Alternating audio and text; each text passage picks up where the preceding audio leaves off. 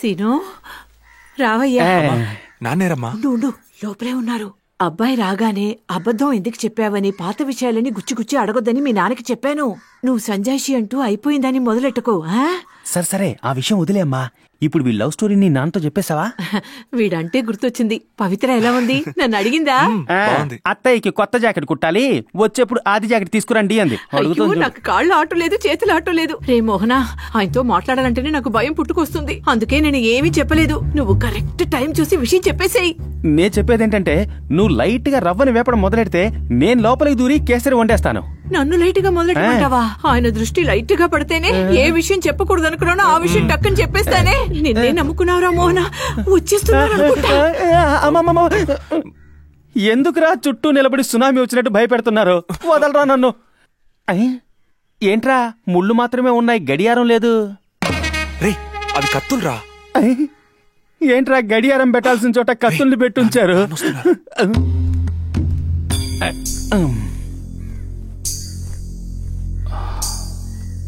రావయ్య, కాలేజీలో మా వాడితో చూశాను. ఏంటి ఉన్నట్టుండి? అందుకే చాలా రోజులైందని ఓసారి చూసి వెళ్దామని వచ్చాను నాన్న. నువ్వు కరెక్ట్ గా రావాల్సిన టైంకే వచ్చావు. మా వాడికి సంబంధం చూడడానికి పెడుతున్నావు, నువ్వు కూడా. ఏంటమ్మా? ఏంట్రా, నువ్వు ప్రేమించిన అమ్మాయిని చూడటానికి మీ నాన్నని తీసుకుపోదామని మనం వస్తే ఆయన చూసిన అమ్మాయిని చూడటానికి మనల్ని రమ్మంటున్నాడు. ఏంటి రహస్యంగా చర్చించుకుంటున్నారు? ఏలా, మనోడి ఫేస్ డల్ గా ఉంది, ఫేషియల్ చేయించుకుని వెళ్తే బాగుంటుందేమో అనుకుంటున్నాం. అవన్నీ పెళ్ళప్పుడు చూసుకుందాం. ఇప్పుడు టైం అయింది, త్వరగా బయలుదేరండి. మాట్లాడు. అమ్మ నాన్న నాగమను అమ్మ, అమ్మ నాన్న మంచివాడమ్మ. సీను తుమ్మితే జలుబు చేసిందా అని అడుగుతాడు నాన్న అమ్మ. సీను కుంటుతూ నడిస్తే కాలు బెనికిందా అని అడుగుతాడు నాన్న అమ్మ. మరి పెళ్లి సంబంధం గురించి అడగలేదేంటి నాన్న అమ్మ.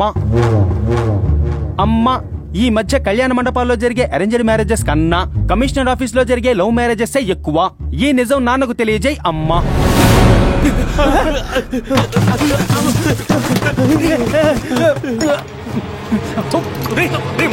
ఏం చేస్తున్నావురా?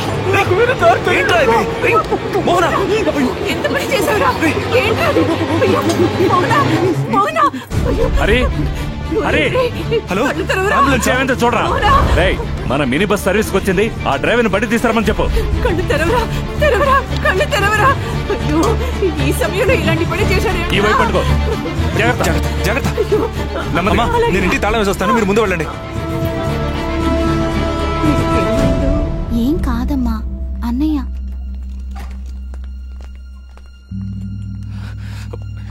ఏంటి మావా, ఏమన్నారు? తెలీదురా. సారీ అండి, ఖచ్చితంగా ఏది చెప్పలేకపోతున్నాను. మీరనేది ఏంటి సార్? వాడు మింగింది విరోచనం మాత్రలు. ఏమిటి విరోచనం మాత్రలా? మీ పేషెంట్ మాట్లాడుతున్నారు సార్? ఆ పేషెంట్ సీరియస్ గా ఉన్నాడని చెప్తున్నాను. మీరు రిపోర్ట్ ఇవ్వాల్సిన పేషెంట్ పేరెంట్స్ అక్కడున్నారు. సారీ సార్, సారీ అండి. నువ్వు రామ్మా. ఏమా, ముందు ఈయనకి ట్రీట్మెంట్ ఇవ్వాలి. ఏదో ఒకటి చేసి కన్ఫ్యూజ్ చేసి వెళ్తాడు. ఎందుకు సార్ ఇలాంటి పేషెంట్స్ ఐసీయూకి తీసుకొస్తారు? ఏమైంది సార్? ఆయన టాబ్లెట్స్ మింగలేదు, బొగ్గన పెట్టుకుని నొరగొదిలాడు. తీసుకుపోండి. ఇలాంటివన్నీ రిసెప్షన్ లో చెక్ చేయరా? నెమ్మదిగా రండి సార్, నెమ్మదిగా.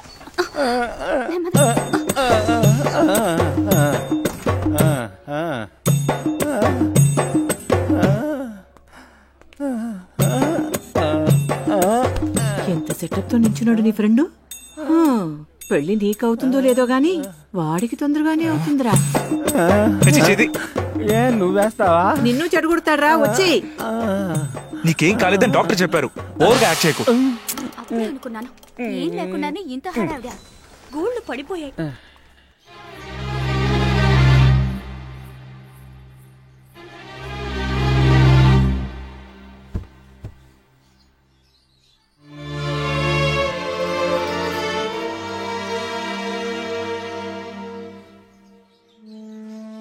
అరే కూర్చోవై, నువ్వు అక్కడవే. అదేమంటే మర్యాద గౌరవం అంటూ లేచి నుంచుంటావు. ఏంట్రా, నేను వాడిని చూస్తే వాడు నీ మొహం చూస్తాడు, నిన్ను చూస్తే నువ్వు వాడి మొహం చూస్తున్నావు. ఏదైనా ముఖ్యమైన విషయమా? నువ్వేమో అవునంటున్నావు, వాడు కాదంటున్నాడు.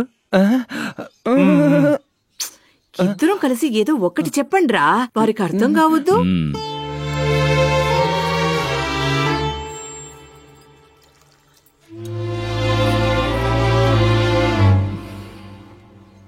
సరే పదండి, కాళ్ళు చేతులు కడుక్కొని బయలుదేరండి. ఒకసారి ముహూర్తం మిస్ అయింది, ఇంకోసారి అవ్వకూడదు. చీకటి పడేలోగా పిల్లని చూసొద్దాం. ప్లీజ్ ఒక్క నిమిషం, తప్పుగా అనుకోకండి. సీనుకి ఇది ఇష్టం లేదు.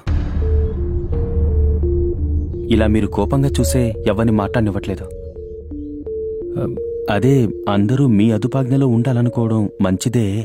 అందుకని వాళ్ల ఇష్టప్రకారం ఉండకూడదండం న్యాయమా? సీను హైదరాబాద్లో పవిత్ర అనే అమ్మాయిని ప్రేమించాడు నాన్న. ఈ విషయం మీకెలా చెప్పాలో తెలియక నన్ను తీసుకొచ్చాడు.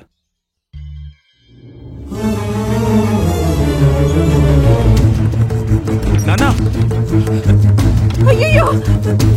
ఏమండి? ఈ తలుపు తీయండి. తలుపు తీయండి. ఏమండి? తలుపు తీయండి.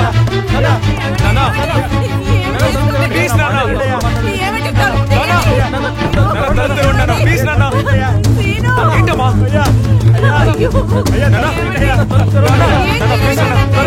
తలుపు తీయండి.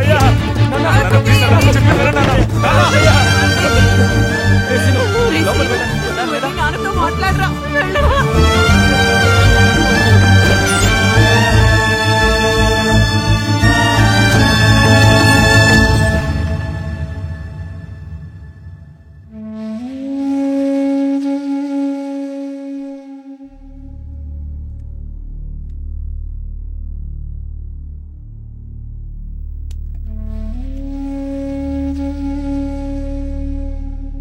నాన్నా,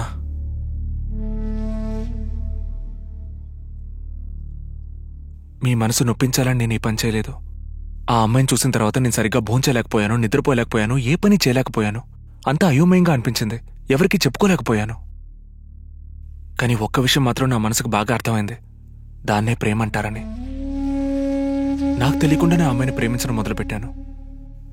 నా మనసు నా మాట వినడం మానేసింది. ఇప్పుడు నన్నేం చేయమంటారు?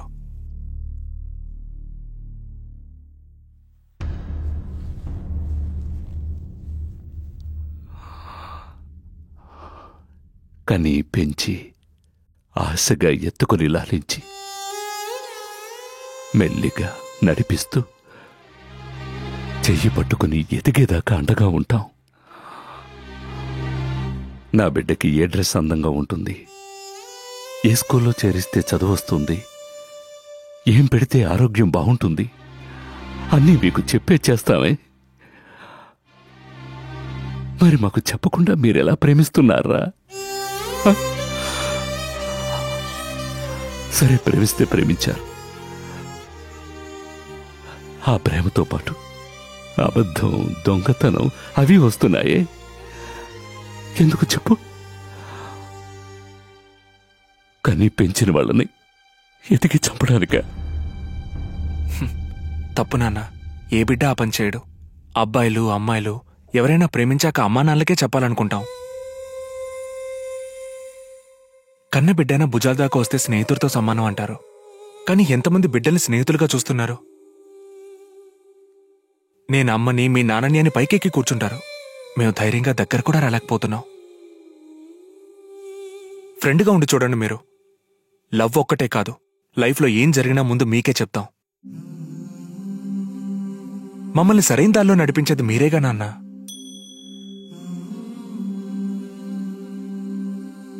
నేను అక్కయ్యకి మళ్ళీ పెళ్లి చేసుకునొచ్చి మీకు చెప్పలేదు, మీ అంగీకారం కోసం వచ్చాను.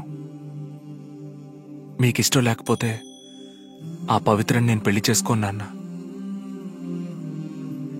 ఏముంది, ఏనాటికైనా తన్ని పెళ్లి చేసుకుంటాననే నమ్మకంతో ఉంటుంది. ఆ నమ్మకాన్ని నేను వమ్ము చేయకూడదు. మీ మనసు మా పెళ్లికి ఎప్పుడు ఒప్పుకుంటుందో అప్పుడే నేను తన్ని పెళ్లి చేసుకుంటాను.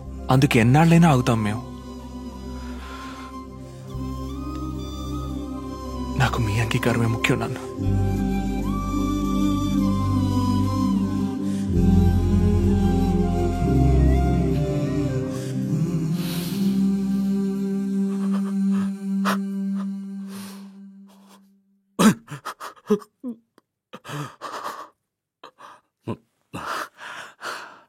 నీకు ఆ అమ్మాయి బాగా నచ్చింది కదా?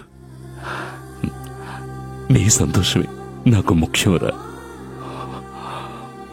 కన్న బిడ్డల కోసమేరా తల్లిదండ్రులు బతుకుతోంది. అది మాత్రం అర్థం చేసుకోండి.